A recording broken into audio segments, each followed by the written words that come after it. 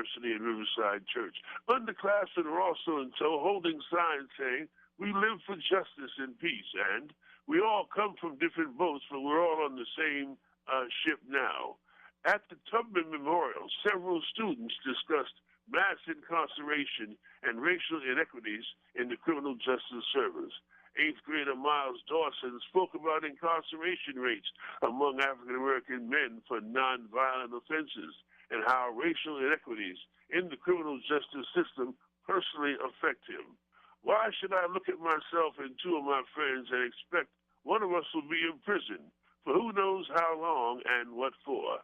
He said, citing statistics that suggests 1 in 3 black men will be incarcerated in their lifetime. "There are too many statistics to make me scared for my future." Officers from the Harlem's 28th Precinct responded to a call of youths loitering in the hallway at 95 Malcolm X Boulevard in Harlem Sunday afternoon. In the stairway, they encountered Andre Watts, who resides in the building with his parents and other youths. Watts, the son of WHCR radio personality Reverend Gwendolyn Watts and pastor of the Welcome Home Church in Harlem, was tased and assaulted by the responding police officers during the incident that led to his arrest on a variety of charges. A friend visiting from Canada was also arrested. A protest rally has been scheduled for this event, as a result of this event, this Friday at 95 Malcolm X Boulevard, which is the place of occurrence, followed by a march to the State Office Building. Reverend Watts has contacted attorneys and the Civilian Review Board in regard to this matter. You should be there. Let's play the Raptors tonight. It's 37 degrees, cloudy skies with an overnight low of 37. We're adding another little note here that we just got, that this is a mother's or parent's worst nightmare, that their child would be not only arrested, but assaulted and seriously injured as a result of irresponsible police behavior. It's 37 degrees, cloudy skies with an overnight low of 37. If your apartment is cold, call 311. Do not use your oven for heat. It will release carbon monoxide gases which may kill you or your children.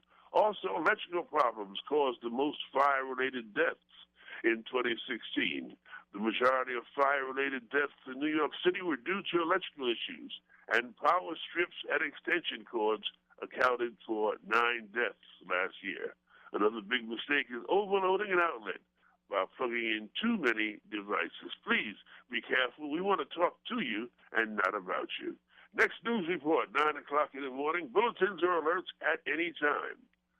Bill DeFossett, WHCR 90.3 News, and now back to you. This is a journey into sound. We are on the air. Keep this frequency clear. Do not attempt to adjust your dial. Don't touch that dial. Keep it locked on WHCR 90.3 FM. You need to keep it locked. Keep it locked. The voice of Harlem. Turn it up!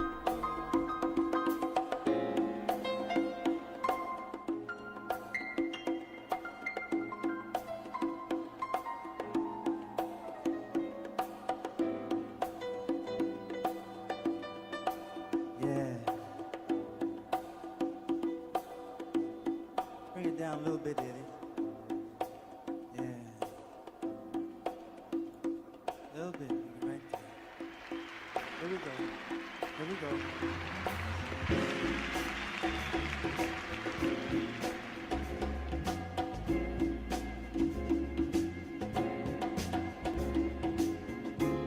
Hey, baby, what you know good?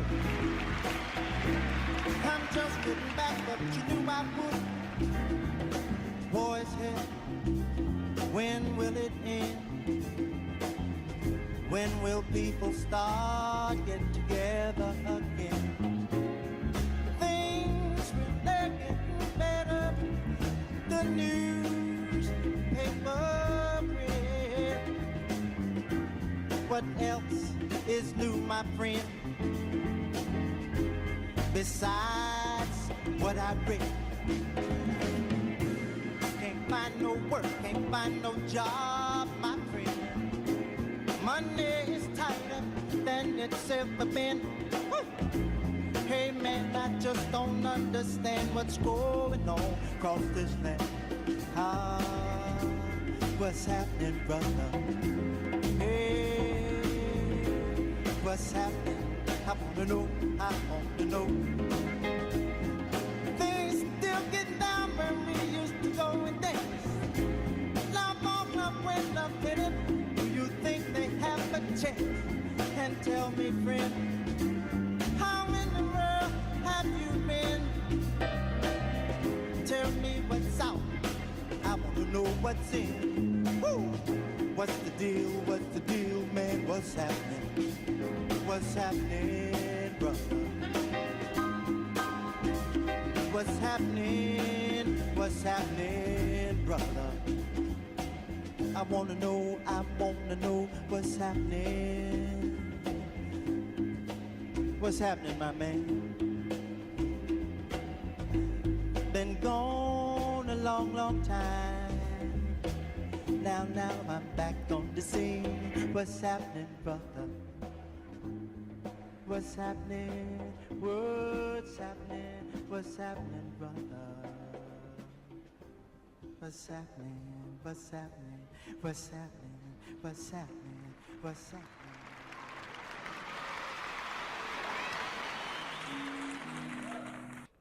Good evening and welcome to another edition of Conversations with Conrad. I'm your host this evening, as I am here every Tuesday evening at 6 p.m., Reverend Conrad Tillard.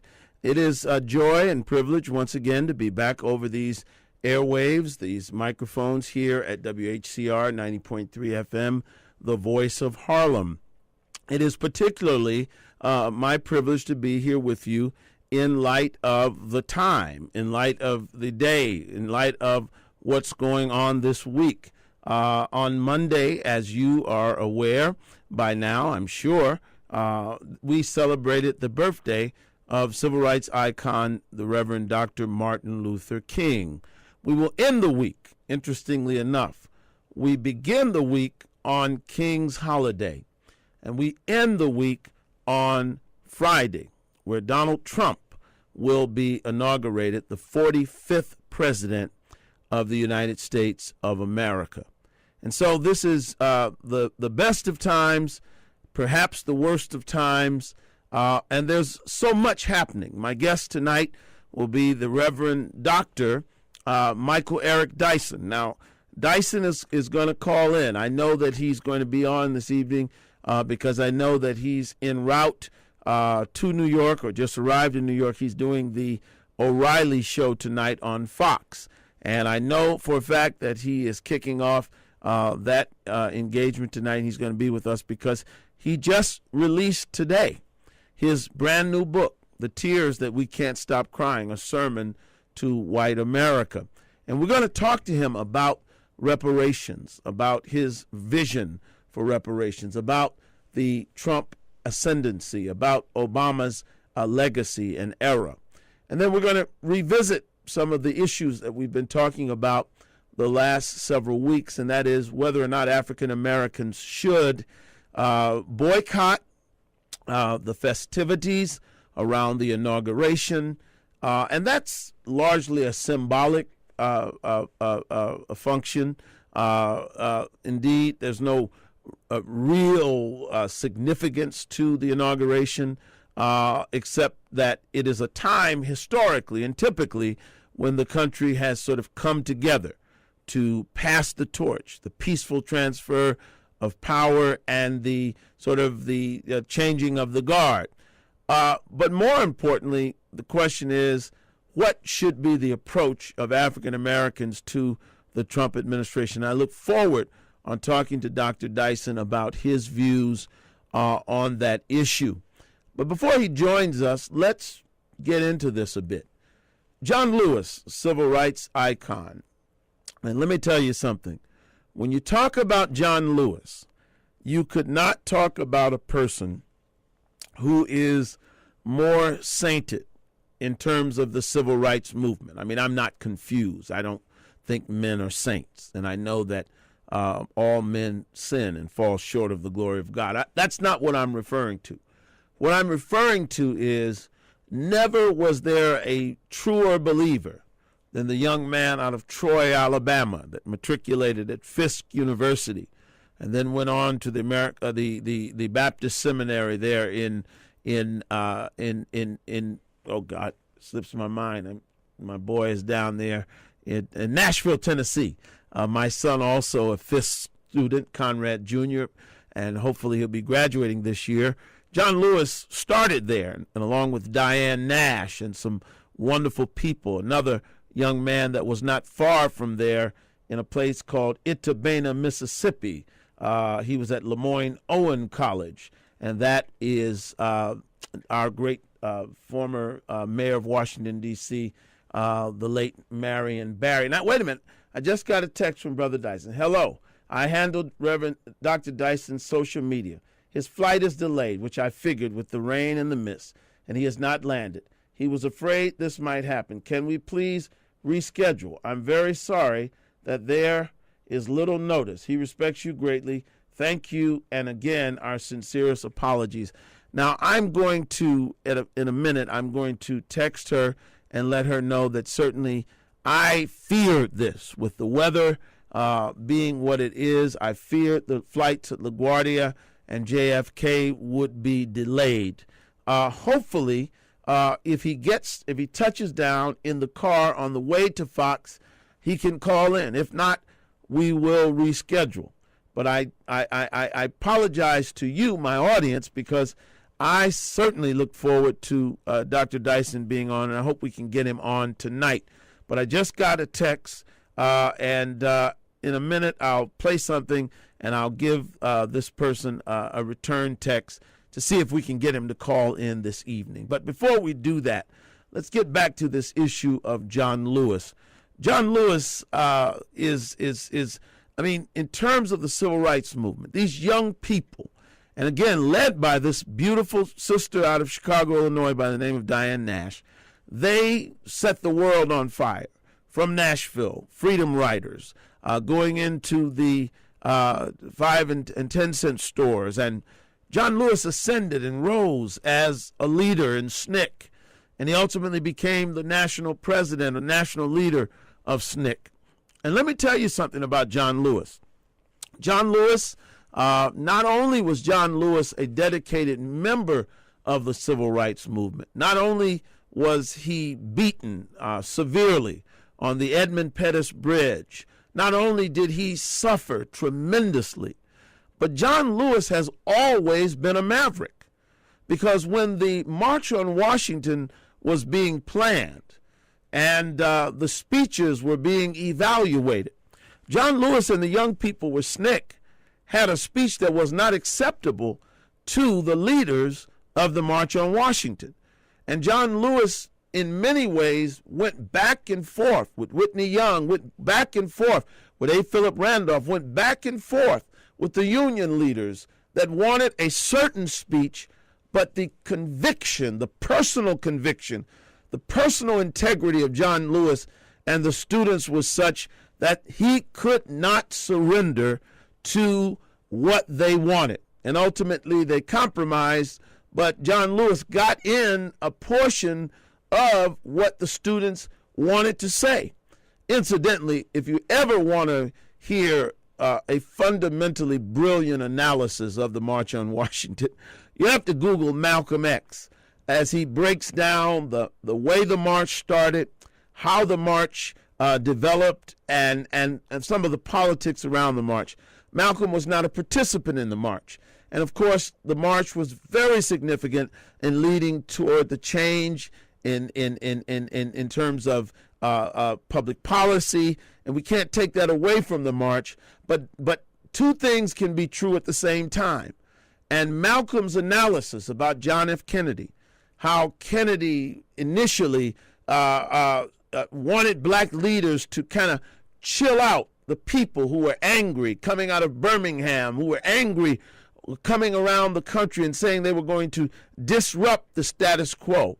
And Malcolm beautifully and sort of cynically and also very brilliantly, but truthfully, talks about how the Kennedy administration got in front of that march. Two things can be true. Malcolm can be right and the march's significance and its importance to the advancement of our people is also beyond dispute and without question. And so John Lewis played a significant role in the March on Washington, as he did Bloody Sunday in Selma, and as he continued to do, elected to Congress there in Georgia. And he's continued to be a voice of conscience and just a wonderful person. And I have the utmost respect for John Lewis. And if he decides that he does not want to participate in the march or in the inauguration, listen, I think he's earned the right to do that. I think that we have people in our community, in the political system, people who are activists. Listen, I feel the same way. I've been around so long, I have the right to say what I want to say. I go where I want to go. I do what I want to do because my life has been dedicated to the movement, the struggle for our people, and I don't begrudge John Lewis. But at the same time, I also believe that I just simply do not agree that Lewis and the Congress delegation, the congressional delegation in New York, and many other Democrats should be taking the posture that the Trump presidency is illegitimate. And I'll tell you why I don't believe that. When Obama was elected, the night he was elected, the Republicans got together and Mitch McConnell came forth the next day and said that it was his goal to make sure that the Republicans stopped Obama from being successful. Rush Limbaugh declared that he was going to do everything in his power to stop Obama from being successful. Sean Hannity, same thing. Now, of course, they've tried to backpedal. Of course, they've tried to use fallacious logic to say they weren't really saying they didn't want Obama to be successful. They were saying that because he was such an ultimate liberal, they wanted to band together so that his agenda would not be successful because they ultimately thought that was bad for the country. And I think that's a crock. I think that is a crock. I think that is insincere. I think that is fallacious. It is simply a lie. Likewise, I believe that Democratic politicians in this sort of tit for tat are taking a similar position and saying we're going to say the Trump presidency is illegitimate. Now, if that's what you want to do, that's fine. The problem I have with that, number one, it doesn't help to break the stalemate. And some of you are very cynical. Some of you believe, oh, come on, man, this is what they did to us. We're going to do the same thing to them. And guess what? If the Democrats lose in 4 years, they'll be doing the same thing. If the Republicans win and hold it for 8 years, but they give it up in 8 years, they're going to do the same thing. What I'm simply saying is this. There are many reasons for Congress people to boycott the government. In my view, when black people are being killed by police officers, and Gwen White, I will be with you at that march for your son.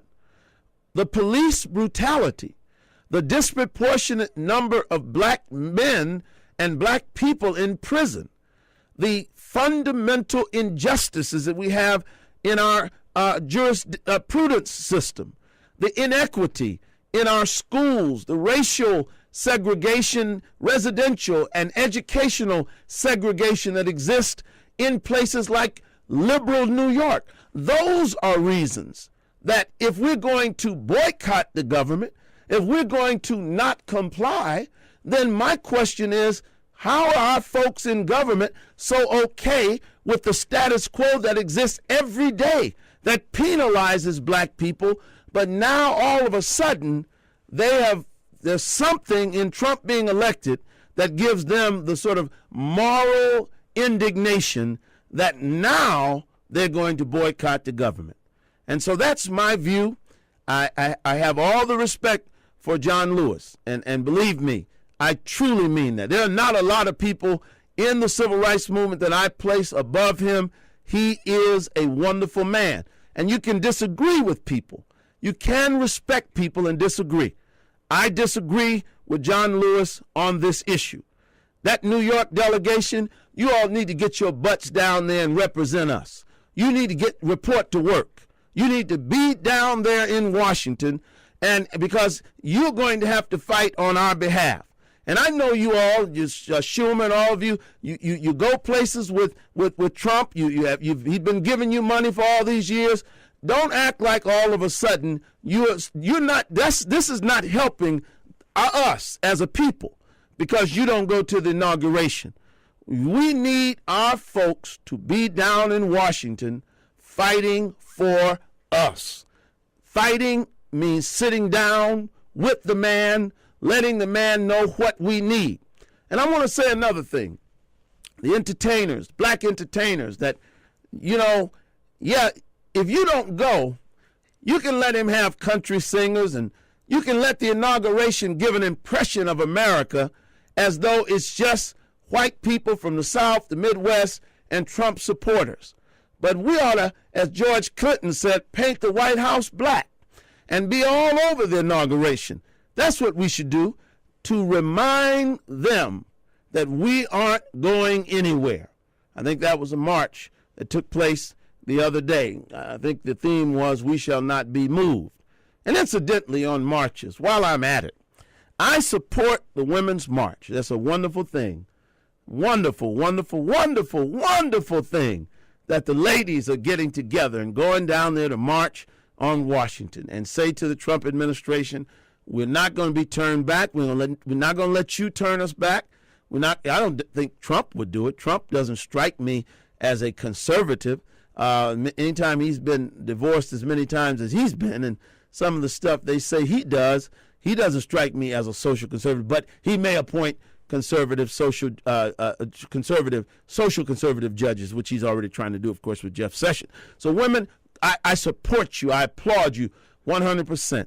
And I will promote that because you should get together and have your right to go down there and protest.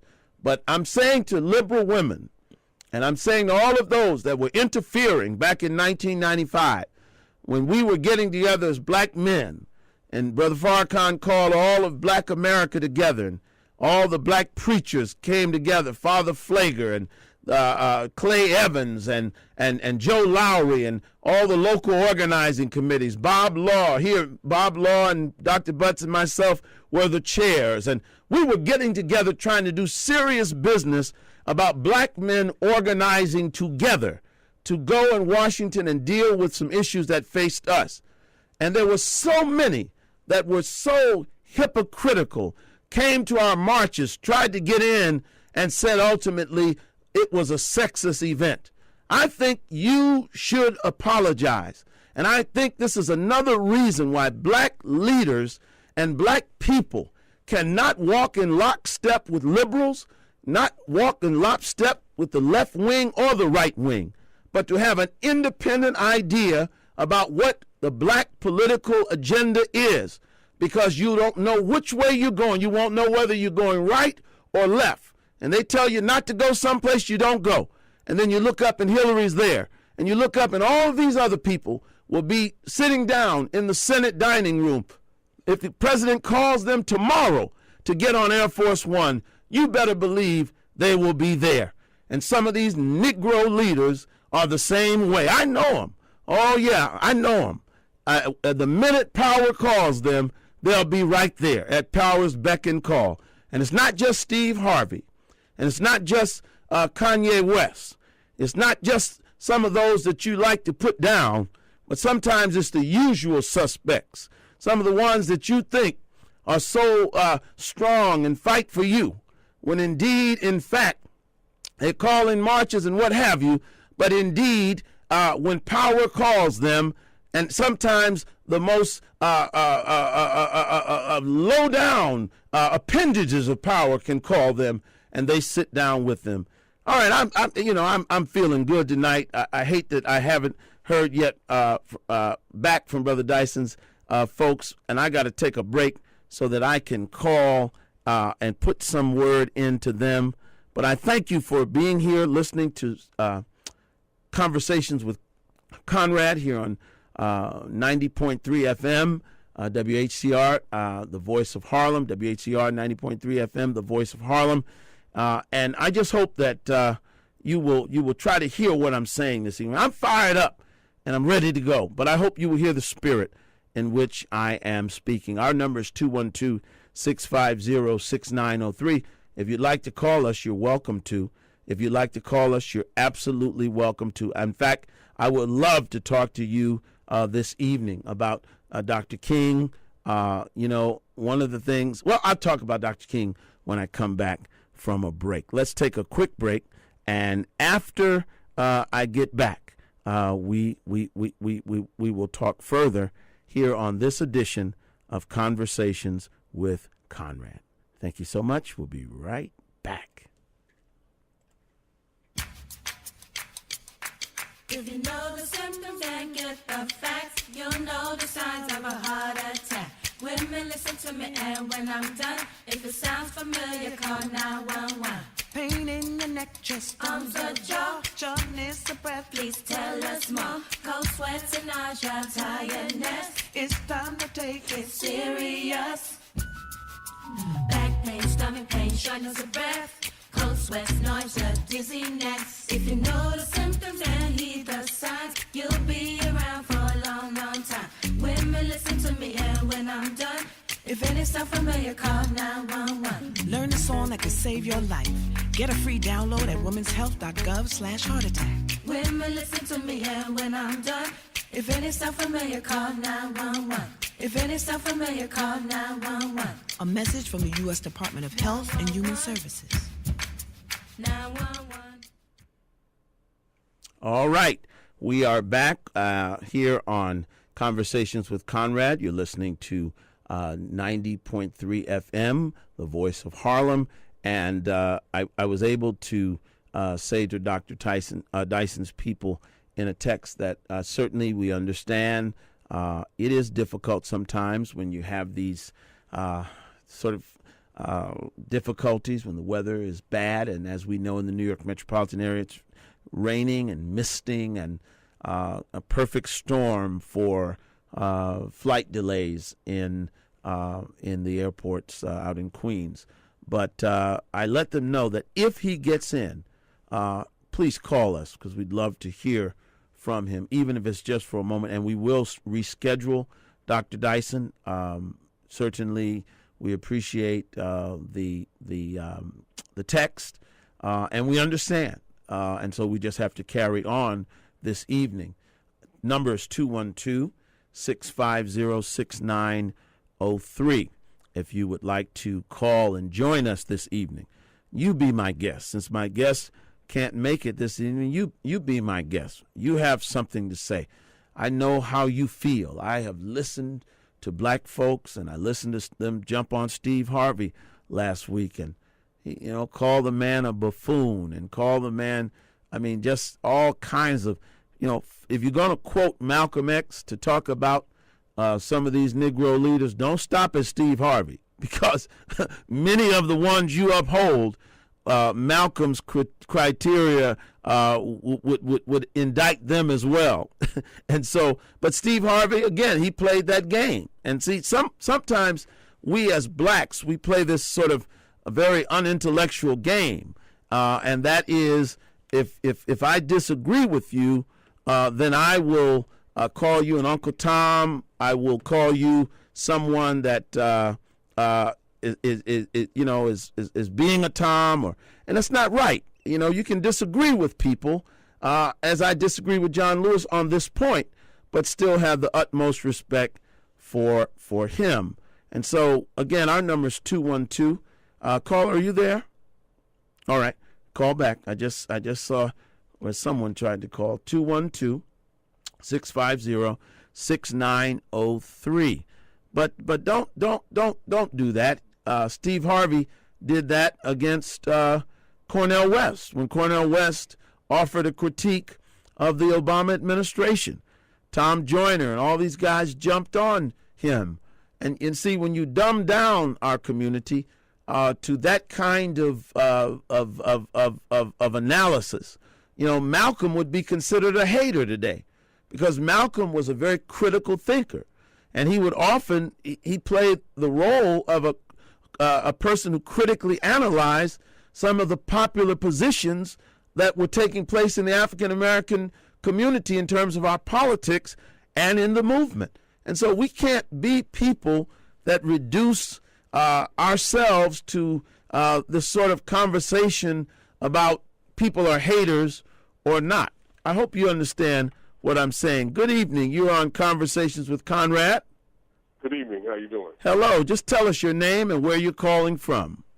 My name is Will, and I'm calling from Uptown, Harlem. All right, Will. What's going on? What's your thought? Well, I've been listening to you. I like your passion, and I like what you're saying. But I don't really think that whether or not they show up at the ball is going to really make a difference. I like that at least they stand together for something, and I think that that part is important because you don't see them do that enough. Now, you might not agree with what they're standing up for, and I probably wouldn't agree with you a little bit, but I respect where you're coming from. All right. I get it. But I like the fact that at least they standing up for a change or something. But they never stand up for nothing, man. Okay. Well, listen, I hear you. I mean, listen, brother, I hear you. I hear exactly what you're saying. They're standing up for something, and I respect that. And like I said, reasonable people can disagree. I love John Lewis. I honor him. I do too. I disagree with him in this instance because as a congressperson, I would not say that the election of a president is illegitimate. I wouldn't say that. And the reason why I wouldn't here's what I'm saying, and this is another thing we got to get together. If folk that go in the system, everybody in the system, they want to be Malcolm X. You got actors that want to jump out there and take strong positions, but then when the consequences come, you understand what I'm saying? In other words, if you want to be Dr. King, if you want to be Malcolm, if you want to walk in the prophetic role, then you have to be willing to pay the price. When you go inside of the system, there is a role for folk in the system that they have to play. And the reason why I'm saying that is that sometimes our folks get confused with symbolic gestures. My position is, you mean to tell me these Congress people could go to all of these inaugurations knowing that black folks are in prison in disproportionate numbers, our schools are disproportionately bad, people are getting shot down in the street, and now all of a sudden, I'm telling you, this is not a black thing, brother. This is a Democrat thing. It's a ultra-liberal thing. That's what they're doing. They're responding to that constituent group. This is not a black thing. Now, that's my opinion, and I heard you. You say you could agree with me, you could disagree with me, and I respect you. I respect you as well. I'll give you the last word. Well, I respect you. I respect you on that part, and I do agree with you on the part that he should have been a little bit more explicit on when he said illegitimate. He shouldn't have said it's illegitimate, the election. He should have said it's illegitimate and that he doesn't represent everybody. He doesn't stand for everybody. He hasn't spoken for everybody. Right. If he said it is legitimate in that manner, right, then they can't come back with him with the very simple logic that you're talking about. It's too simple to dismiss the election part of it. It's too simple to dismiss. I hear you. Brother, I hear you, and that's a very profound point, and I thank you for that very clear, crystal clear delineation and distinction, because, whether we like it or not, and thank you so much for that call, whether we like it or not, Donald Trump, as far as we know, he won the election. He won the Electoral College. We're not even talking about that. The Democrats are not even talking about how they simply, because I'm a Democrat, but how just simply failed to speak to the country. And once we start dealing with that, the man is going to be there for 4 years. And you say, well, we don't want him to, he doesn't represent everybody. But if we won't talk to the man, how can he represent us? I'm going back to the phones. Good evening. Welcome to Conversations with Conrad. You're on the air. Caller? Hi. Yes. This is Angela. Hey, Angela, how you doing? I just wanted to talk to you. You were so passionate. Okay. Well, here's my thing. I feel like them saying that he's not legitimate, Mm-hmm. right, illegitimate president. they're giving the wrong reason. Don't tell me nothing about Russia. Okay. Tell me about how the black vote was repressed. Okay. Tell me how the part of the Voting Rights Act that was gutted Yes. should not have been gutted. Okay. Because look what happened. Okay. Okay? And if you want to tell me that this is taxation without representation when people vote, yes, their vote is not counted. And my analogy with the Democrats is, if you think you got security in your lobby, then you kind of, lay back, right? Right.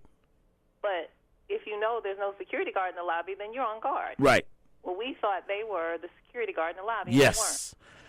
Well, I tell you, see, Angela, what you're saying, and Angela, of course, is our station manager, and she has a show on every Monday, right, Angela? Monday at 3? Monday 3 to 4 p.m. Monday 3 4 p.m. And see, what Angela and the previous caller have mentioned, and I agree with that. There are many reasons for the Democrats to be angry. As Angela pointed out, there are many reasons that we as a community, not just blacks, but working class people, have been disenfranchised. And the Democrats sat sleeping at the wheel for 8 years. They have had the presidency for 8 years, okay? Yep. And all the good stuff that's been done notwithstanding. But the bottom line is we did not respond to many of these things, and now power has transitioned from Democrat to Republican. We got to still fight. But I just believe, Angela, if we say that his presidency is illegitimate the way they said his Obama's presidency was illegitimate, we just continue the cycle. But I agree with you that there are many issues that are not being talked about that folk could get angry about. You got the last word. Well, I say if the Democrats are not going to represent the ideals of the masses of people, the people who make $15 an hour or trying to get to $15 an hour, you know what I'm saying? That's right. Can't pay their rent. That's right. Whose kids are in bad schools, who have, drugs and crime in our communities. If they're not going to help us clean that up, then we need another party. Well, I'd say this. We need to take a more vocal stand in our party because let me say this. When you give people 96% of your vote, your voice has to be very, very strongly heard. And then let me just say this also. When you think about what we've done for the Democratic Party, what we've given them in terms of our reliability, our dependability, I believe, yes, maybe a third party, but more, I believe that we have to be more vocal in that party. We got to move past this point of one or two Negro leaders as our spokespeople in that party to a more direct form of representation in terms of the masses of African American people within the Democratic Party.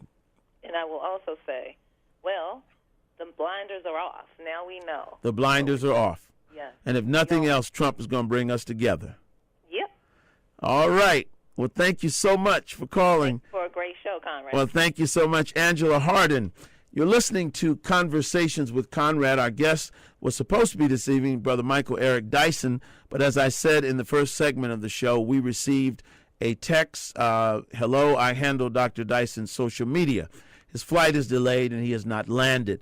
He was afraid this might happen. Can we please reschedule? I'm very sorry that this is little notice. He respects you greatly. Thank you. And again, our sincerest apologies. And of course, we love and respect Dr. Dyson, and we travel also, and we know that sometimes, particularly when the weather's bad as it is in New York, it's just difficult to land at LaGuardia or Kennedy Airport. But I know that he's supposed to be on Bill O'Reilly's show tonight on Fox. He was initially coming in to talk about his brand new book, and I hope that you will support his book. If you get a chance, check him out on O'Reilly tonight. And his book is just apparently it's a phenomenal work on reparations, and it's entitled Tears We Cannot Stop. And it's just being published and put out to the public today. It was published in January, but today is the first day it is available, and he's discussing reparations. Again, our number is 212-650-6903.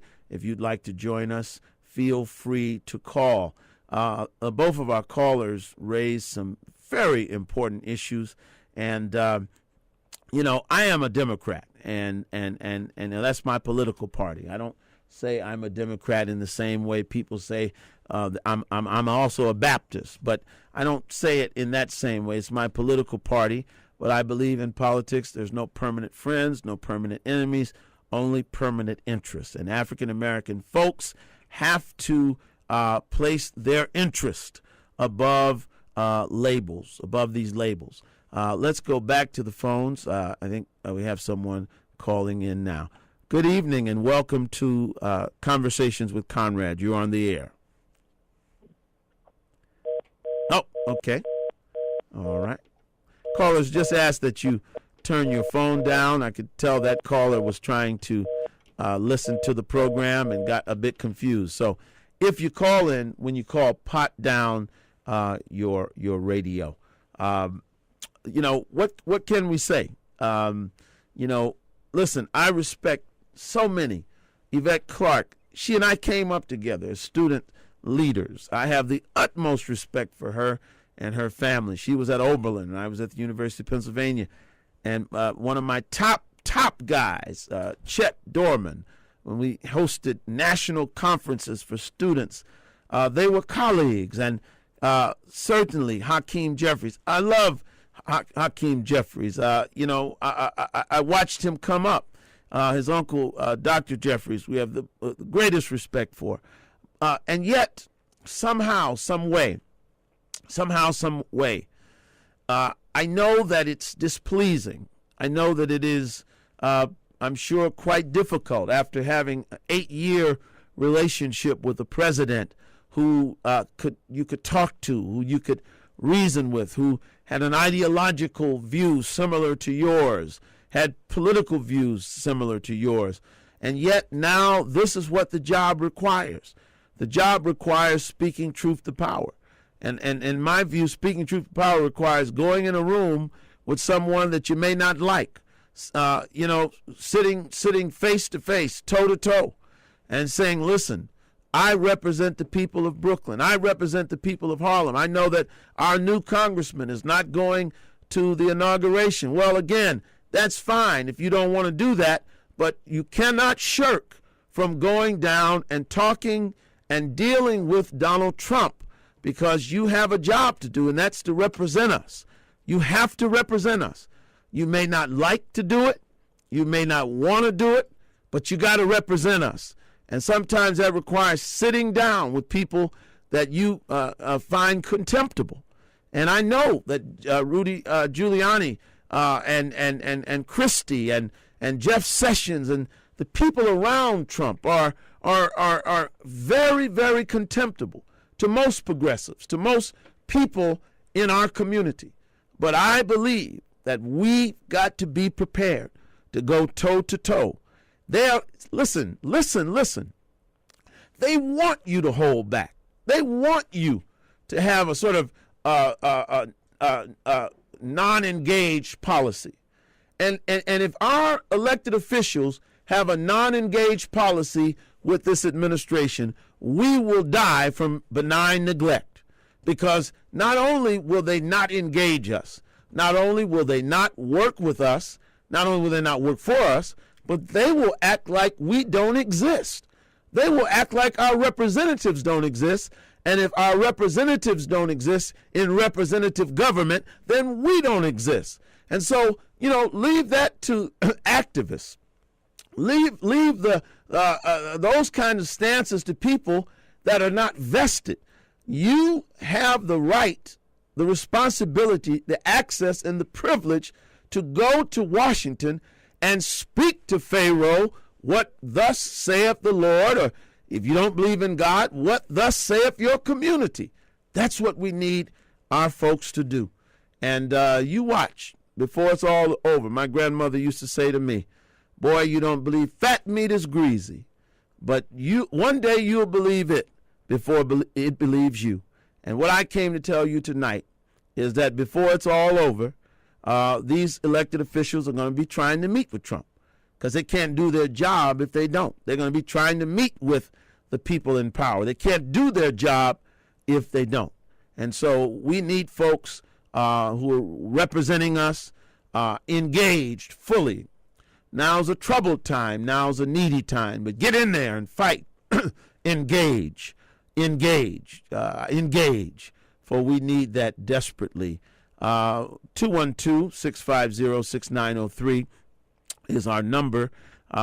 I'm Reverend Conrad Tillard, and I'm the host of Conversations with Conrad. And, you know, many of you were tuning in this evening expecting to hear Brother Michael Dyson, and his plane was delayed, and therefore he was not able to join us. I wanted to talk to him about his book and reparations, but I also wanted to get his view of the Obama presidency. And I do believe that President Obama has given us 8 years of wonderful leadership.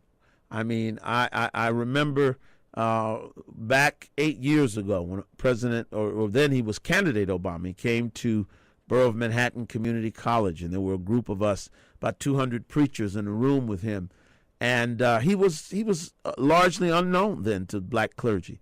In fact, the Harlem establishment was firmly behind Hillary Clinton. We in Brooklyn at the time, Al Van, were supporting Obama.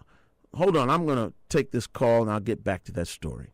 Good evening. Welcome to Conversations with Conrad. You're on the air. This is Will again. I just want to make one more comment. Okay, Will. All right. So, you know, I just wanted to say earlier that you're absolutely right. He did win the election. You know, most people probably think he won on a technicality because of the electoral college, but he still won. That's the game that they have out there. I think I would like to hear you talk a little bit about people realizing that he is that they're going to have to. He's a billionaire, and anytime a billionaire calls you on your cell phone, I don't care who you are, you know you're showing up. Stop lying. Well, that's true of some people. Like well, that's true. That's true. That's true of most politicians. Billionaire call you on your phone. That upon you and your family to show up to see what he's talking about. Well, that's true of most politicians, and we know that because we know Michael Bloomberg was the mayor of New York City. Thank you. And the most adamant Negroes could not resist the lure of Michael Bloomberg. And you're right. But I will tell you, there are some folk, I know some folk that will tell billionaires where to go. And so I would not say that about everybody, because I know many men and women of integrity that would not sell their soul for $1 trillion, much less $1 billion. But I don't know if that's true of our elected officials. I hope it's true, but I'm not sure that it is. Okay. Thank you, Will, for that call. But again, I was just saying about the president as we move toward the conclusion of our show. He's done a great job. And let me tell you something. We're going to uphold him. 8 years ago, many people did not know him, and many of you did not. I remember I was talking to Cynthia Smith, who works at WLIB, WBLS, called me the night Obama won the Iowa primary, and she just wanted to know, who is this guy? I mean, she just, I guess she knew that I knew some folks that knew him. First time I ever heard anyone talk about him was Jesse Jackson, raising money for him when he was running for the Senate in Illinois. But the point I'm making is we met him, he ascended, he did a great job. But I got to give you a hard truth, brothers and sisters. His legacy, if we leave it into the hands of others, they're going to diminish it. Now, you may not like that, but I'm telling you, we have to uplift his legacy. And that's okay. We do that all the time. Muhammad Ali became universally loved, and incidentally, today is his birthday. Happy birthday to the greatest, our champ. He was loved by black folks before the nation loved him. Malcolm X, loved by us. Garvey, loved by us. We see people differently than others do when they come from our community. And all we have to do is continue to uplift our president, uplift our first lady, keep their legacy alive. because it's an important legacy. It's a historic legacy. And beyond that, we will have to take charge for interpreting the legacy of his life. When I think of some of the great leaders that we've had, Stokely Carmichael, Kwame Ture, Brother Minister Louis Farrakhan, when I think of Imamu Amiri Baraka in Newark, how we loved him so much, and yet in one day he was by the mainstream reduced to being a hateful person. G2 Wiusi, Les Campbell from Brooklyn, Sonny Carson, one of the giants of our community. And when I sat one day in the city council chamber, when folk, Al Van and others, were trying to get a street named after him in Brooklyn, where he fought against crack dealers and tried to protect the neighborhood. And I saw weak-kneed politicians who refused to stand up and say that man should have a street named after him in Bed-Stuy, his beloved Brooklyn. And I'm glad in Harlem we had people like Percy Sutton, Charles B. Rangel, that now we can walk down Malcolm X Boulevard, and we can walk down Frederick Douglass Boulevard, and we can walk down Martin Luther King Boulevard. And don't let anyone come in our community and change that. And don't let anyone else determine the legacy of Barack Hussein Obama, because they're going to try to obliterate it. It'll be up to us to lift it up. That's all for today. Next up is the J Spot, and we're very happy, and I hope you'll stay tuned and listen to her sweet tunes and music and be charmed by her, very charming young lady. And we'll be back. We'll have Brother Dyson back, and watch him tonight on O'Reilly, and if you get a chance, pick up his book. But be faithful and prayerful.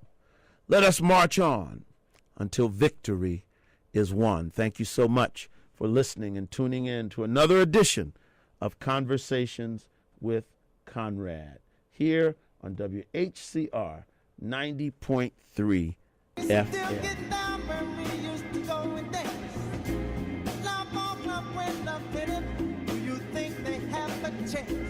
And tell me, friend, how in the world have you been? Tell me what's out, I want to know what's in. Woo! What's the deal, man? What's happening? What's happening, brother? What's happening, brother? I wanna know what's happening. What's happening, my man? Been gone a long, long time. Now I'm back on the scene. What's happening, brother? What's happening? What's happening? What's happening, brother? It's on the Lakeside Street. What's happening? What's happening? What's happening?